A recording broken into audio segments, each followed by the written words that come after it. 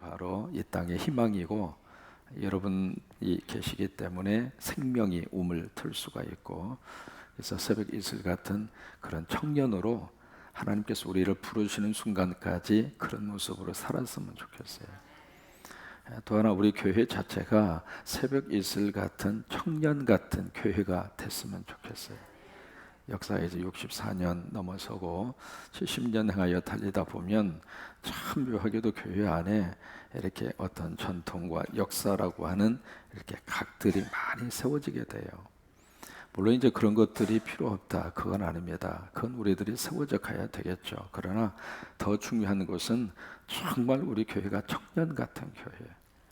어떤 교회가 청년 같은 교회냐면 자꾸 움직이는 교회입니다. 이게 사람이 나이가 들어가면 아무것도 하기 싫어요. 이렇게 보면 옆자 이렇게 앉아 계시다 옆으로 옮겨 가라고 그래도 아니 싫어, 당신이 옆으로 가, 움직이기가 싫은 거예요. 이게 그러면은 교회가 그냥 고착화 될 수밖에 없는데, 그러지 말고 막 움직이는 거예요.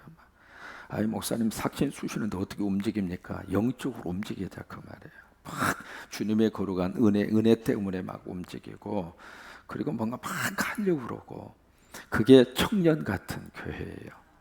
아멘. 그래서 우리 성광교회는 그런 교회가 되어서 하나님 앞에 멋지게 쓰임받게 되기를 바랍니다. 꿈이 있는 교회가 청년 같은 교회입니다. 꿈은요, 세상적인 조건이 있어서 꿈을 꾸는 게 아닙니다. 꿈은 그냥 꾸고 보는 거예요. 꿈 꾸는데 돈 들어갑니까? 안 들어가잖아요. 그러니까 그 꿈을 누가 주시는가? 성령님이 주셔요. 중고등부 선생님들이 꿈이 있으면 우리 중고등부 친구들 속에 꿈이 흘러가는 거예요. 사람은 누구를 만나느냐에 따라서, 어떤 사람을 만나느냐, 거기서에 따라서 인생이 달라지는 거예요. 그러니까 꿈이 있는 선생님을 만나면 우리 친구들, 우리 자녀들도 꿈을 가지게 되는 거고, 부정적인 선생님을 만나면 우리 자녀들도 입을 통해서 계속 부정적인 말이 나가고, 그렇게 될 수밖에 없는 거거든요. 그래서 우리 자녀들이 좋은 인생의 멘토를 만나는 게 축복이에요. 그래서 우리 청년 같은 교회는 꿈이 있는 교회, 하나님께서 주시는 성령의 귀한 역사를 의지하고, 아버지가 하시면 우리도 할 수 있다, 아버지가 복 주시면 우리도 할 수 있다, 세계 곳곳에 십자가 세우는 그런 꿈을 꾸고, 이 교회 때문에 수많은 젊은이들이 미래를 갖는 꿈을 꿀 수 있는 그러니까 청년 같은 교회, 그런 교회가 하나님께서 귀하게 들어 쓰시는 교회이고, 또 그런 교회를 통해서 좋은 인재들이 세상 앞에 배출이 되는 것. 바라기는 우리 성곽교회 출신 우리 교회 학교 친구들 가운데 정말 역사 속에 이름을 남길 만한 하나님의 사람들이 나올 수 있게 되도록 축복합니다. 축복합니다. 축복합니다. 그러니까 우리가 청년 같은 교회, 그런 교회를 통해서 그런 역사가 나타날 수 있는 거예요. 또 청년 같은 교회는 자꾸 내일을 봅니다. 어제 그리고 과거 속에 자꾸 붙들려 사는 것이 아니라, 그때는 좋았는데, 그때는 열심히 있었는데, 그때는 막 교회당 미어 터졌는데 어쩌다는 거예요. 그러니까 과거 속에 자꾸 이렇게 묶여서, 물론 과거를 추억하는 그런 일이 없을 수는 없지만은, 그러나 과거 속에 묶여 있는 사람은 오늘과 내일을 놓치고 사는 거예요. 지금 우리가 사는 것은 지금을 사는 거예요. 오늘을 사는 거예요. 과거에 어떤 사람 만나서 어떻게 살았느냐, 그 나름대로 의미가 있었다 생각하시고 과거는 과거대로 그냥 보내세요. 그 과거 속에 자꾸 이렇게 사람이 묶여 있으면은 오늘도 그냥 놓치고 살고, 내일도 별로 의미 없이 살고, 그럴 수밖에 없어요. 그래서 우리 청년 같은 교회는 과거 속에 묶여 있는 교회가 아니라, 오늘과 내일 하나님의 은혜로 살고, 하나님의 말씀으로 살고, 하나님의 능력으로 살고, 그래서 꿈이 있는 청년 같은 우리 성광교회가 되시기를 주의 이름으로 축원합니다. 문봉주라고 하는, 지금 이제 목사님이 되셨습니다. 대사관 출신이죠. 대사 출신이죠. 유교관 출신인데 지금 이제 일본에 가서 지금 목회를 하고 계세요. 그분이 쓴 책 가운데 새벽형 크리스찬이라고 하는 책이 있습니다. 그 책에서 본인의 이야기를 솔직하게 거기다가 써놓은 대목이 있어요. 이분이 모태 신앙을 가지고 있는 분인데, 습관적으로 주일이 되면 늘 주일을 참석하고, 그런데 별로 마음의 기쁨도 감사도 은혜도 없는 거예요. 어쩌든 어렸을 때부터 습관이 들어서 교회에 오긴 오는데 별로 영적인 체험도 없고, 근데 이분이 이제 사회생활을 하시고 유교관 생활을 하시다 보니까 주말에 되면 그렇게 모임이 그렇게 많았다고 그러죠. 그럼 거기 가서 담배 피우고 술 마시고, 그래서 이제 술을 잔뜩 먹고 토요일 날 이렇게 딱 주일날 아침에 술이 들깬 상태에서도 그래도 습관적으로 교회 가야 한다, 주일 성수해야 된다. 그 때문에 이제 주일날 와서 부인하고 같이 나란히 앉아서 술이 아직 들켰어요. 여러분, 술 먹고라도 교회 와야 돼. 술 먹고 딱 계시면은 여보 우리 교회 갑시다. 술 먹었는데 어떻게 가? 그러면 그래도 교회 갑시다. 그래야지. 술 처먹었으니까 자빠져 있어. 그러면 안 됩니다. 여러분, 술 먹고라도 와야 할 때는 교회란 말이죠. 이분이 술에 들깬 상태에서 교회에 딱 와서 부인하고 앉아가지고 예배를 드리는데 찬송을 부른단 말이죠. 찬송에게 부르는데 술 냄새가 펄펄 푸는 거예요. 옆에 있다가 부인이 한마디 합니다. 여보! 귀에다 대고 그랬겠죠. 여보, 입 닥쳐! 그랬다고요. 왜? 술 냄새가 나가니까. 이게 보통 남자 같으면 뚜껑 열릴 일이죠. 그렇잖아요. 그런데 참 그 음성을 하나님의 음성으로 들은 거예요. 이게요, 은혜 받는 사람은 같은 말도 은혜로 듣는 거예요. 근데 이게 시험 드는 사람은 같은 말도 이상하게 해석하고 이상하게 듣는 거예요. 이분이 이제 그걸 하나님의 음성으로 들은 거예요. 그리고 어떤 생각이 들었느냐면, 나 이대로 살아서는 안 되겠다. 예전엔 좀 달라져야 되겠다. 내가 좀 모태 신앙으로 해서 지금까지 신앙생활을 했는데 내가 아직도 이렇게 신앙생활 안 되겠다. 참 사람이 말이죠, 결심하게 하는 것도 성령님이세요. 그런 마음을 가지도록 하시는 분도 성령님이셔요. 나 달라져야 되겠다. 그래서 이분이 새벽 기도를 쌓기 시작한 거예요.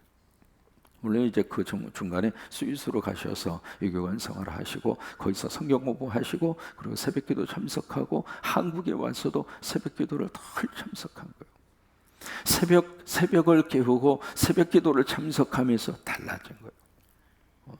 그래서 그분은 그렇게 주장을 합니다. 새벽 기도이라고 하지 말자. 새벽 대예배라고 하자. 그래요. 새벽이 가장 큰 은혜가 쏟아지는 시간이란 말이죠. 그래서 여러분, 이 새벽 이슬 같은 주님의 청년들이 많아졌을 때, 그때 그 교회가 청년 같은 교회가 되고, 그런 분들이 계실 때 가정도 막 일어나게 되고, 사회도 막 일어나게 되고, 국가도 막 일어나게 되고.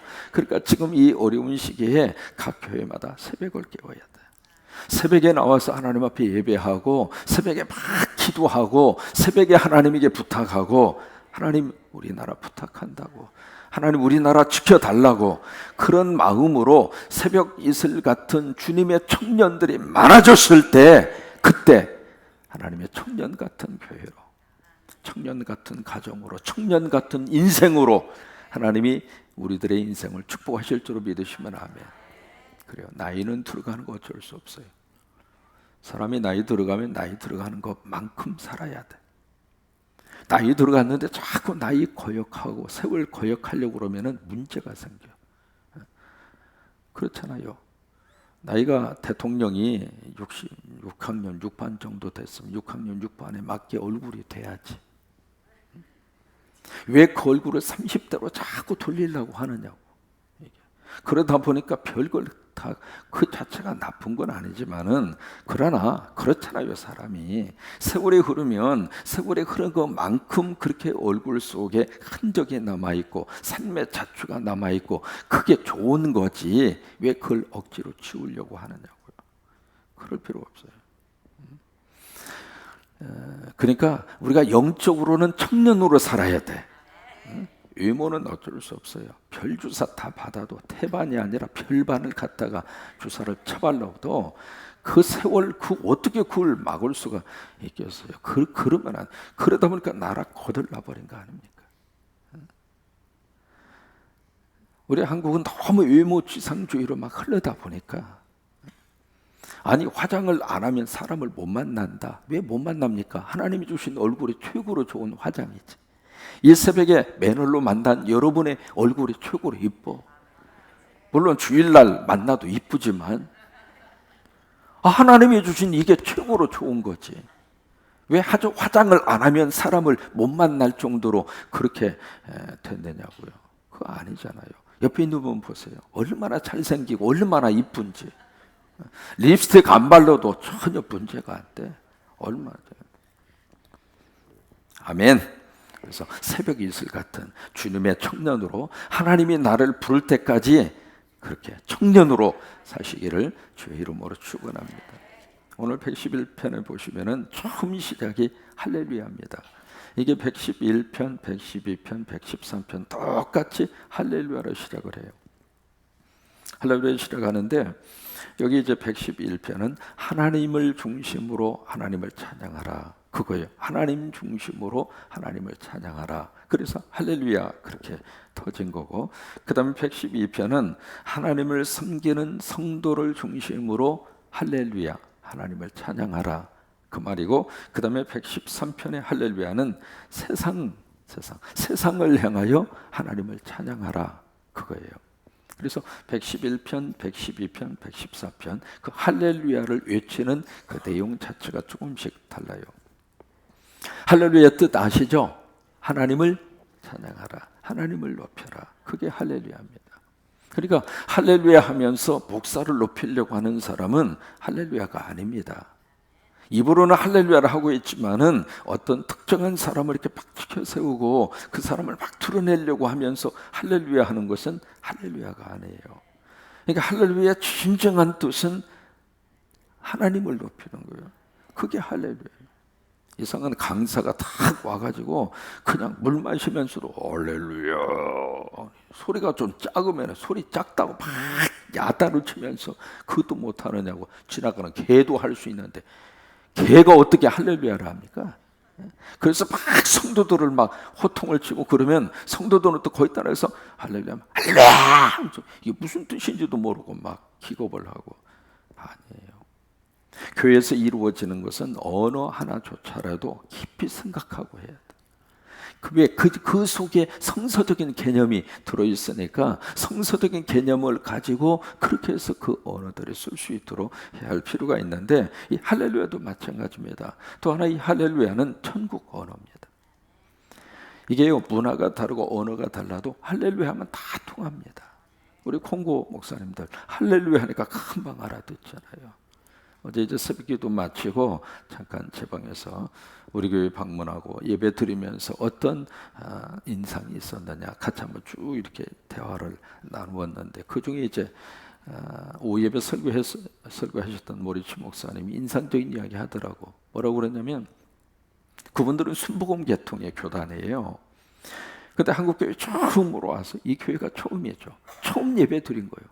이게 무슨 말인지는 모르지만은 그래도 영적으로는 이렇게 통하잖아요. 그래서 이제 자기 교회에서는 막 기도하고 찬송하면서 막 울고 막 그런데요. 뭐 순복음의 특징 가운데 하나이기도 하죠. 근데 한국의 장로교회, 그것도 장로교 예배도 처음 참석을 하는 건데 어떻게 이 교회 와서 기도하면서 찬송하면서 막 우는 사람 막 저기 하면서 그러면서 그런 모습을 보면서 야, 순복음이 따로 없다. 그래서 그랬어요. 하나님의 성령은 당신 속에 있는 성령이라 한국 사람 속에 있는 성령이라 똑같다고. 똑같이 역사한다. 그러니까 우리 속에 하나님의 영이 성령님이 같으니까 하나님의 언어가 통하는 거예요. 그러니까 할렐루야 하면 다 통하는 거예요. 이게 천국의 언어예요. 천국의 언어. 그래서 하나님을 찬양하는데 1절과 3절에서는 그 하나님이 어떤 분인가라고 하는 것을 여기서 밝히고 있어요. 그 하나님이 어떤 분인가 2절에 보시면은 하나님께서 행하신 일에 크신 하나님. 크신 하나님. 그 다음에 3절에 보시면 존귀하고 어미하며 그의 의가 영원히 있어도다. 영광과 그리고 어미라고 하는 것은 장엄하다고 하는 뜻입니다. 하나님의 역사가 충만히 임하면 장엄해요. 왜소하지 않습니다. 하나님의 역사는 장엄해요. 하나님의 능력도 그러고 하나님의 거룩한 역사도 그러고 그게 하나님께서 이 땅에 하시는 존재의 모습이거든요. 그러면서 5절 이하의 말씀에 그 하나님을 왜 우리가 하나님을 찬양해야 하는가 세 가지 이유를 설명을 하고 있습니다. 첫째로 5절에 보시면 우리에게 양식을 주시기 때문이다. 먹을 것을 주시기 때문이다. 여러분 먹고 사는 거 우리 힘으로 한다 하면 할렐루야 할 필요 없습니다. 그러나 하나님이 먹여주시고 하나님이 입혀주시고 하나님이 공급하시고 그게 느껴지면 식사를 하면서도 할렐루야, 오늘 먹을 수 있게 해주신 것이 감사하고 먹은 거 소화할 수 있도록 해주신 것도 감사하고. 여러분, 먹는 것만 중요한 게 아닙니다. 나와야 됩니다. 안 나오면 큰일 납니다. 잘 잡수시는 것만 기도하지 마시고 소화 잘해서 잘 나오게 하야. 이게 하수도 막히면은요 복잡합니다. 안 막혀야 돼요. 안 막혀. 그러니까 양식을 주신 그 하나님 앞에 할렐루야. 그 다음에 두 번째로 거처를 허락하신 하나님 앞에 할렐루야. 그게 6절입니다. 기업을 주사 삶의 터전을 주셨다고 하는 거예요. 가정이라고 하는 터전을 주셨고 교회라고 하는 영적 터전을 주셨고, 이게 하나님이 주신 터전이거든요. 그러니까 하나님이 주신 이 기업, 그 때문에 교회당 출입하면서 문을 들어올 때 할렐루야. 왜? 이 교회 섬길 수 있도록 해주셨으니까 감사하고. 그게 그래서 할렐루야 하는 거예요. 그리고 세 번째는 구원을 주신 하나님이기 때문에 하나님을 향하여 할렐루야. 9절입니다. 그의 백성을 속량하시고. 이 속량이라고 하는 말, 구원, 그 구원을 우리는 살림이라고 재해석을 한 겁니다. 우리를 살려주신 하나님, 그 하나님 때문에 할렐루야 그러고 사는 거예요. 그래요. 오늘 하루도 할렐루야, 아멘, 할렐루야. 좀 답답하고 좀 속상하고 힘들 때에도 자꾸 사람이 자꾸 위축이 될 수밖에 없어. 목소리도 자꾸 그렇게 작아지고 자신감이 없어지고, 그럴 때마다 내 안에 있는 성령님과 함께 우리가 할렐루야 그러면서 힘을 내는 거예요. 그렇게 외칠 때마다 내 안에 있는 성령님이 나를 위로하시고 나를 도와주시고, 같은 고백이라 할지라도 내 목소리로 하는 거하고 내 안에 있는 주님과 같이 하는 거하고는 다른 거예요. 그러니까 그래서 은혜가 내 속에 충만히 임해서 12월 한 달 동안 계속 할렐루야의 축복이 넘치기를 주의 이름으로 축원합니다. 누구를 찬양해요? 사람이 아닙니다. 하나님을 찬양하는 거예요. 그 하나님이 어떤 분인가 1절로 3절. 그리고 왜 찬양을 해야 하는가? 첫째, 양식을 주셔서. 두 번째, 삶의 터전을 주셔서. 세 번째, 살려주셔서. 살림복 주셔서. 구원해 주셔서. 이 세 가지 이유 때문에 하나님을 할렐루야 찬양하는 거예요. 오늘 하루 그런 축복이 넘치기를 주의 이름으로 축원합니다. 1절입니다. 1절 말씀 같이 고백합니다. 할렐루야. 내가 정직한 자들의 모임과 회중 가운데에서 전심으로 여호와께 감사하리이다. 그래, 거기 정직한 자들의 모임, 회중은 예배입니다. 예배. 그러니까 할렐루야 하나님을 찬양하라. 그리고 예배 속에서는 감사하고, 그 말이에요. 그러니까 할렐루야 하고 예배 속에서는 감사하고, 그 말씀의 내용입니다.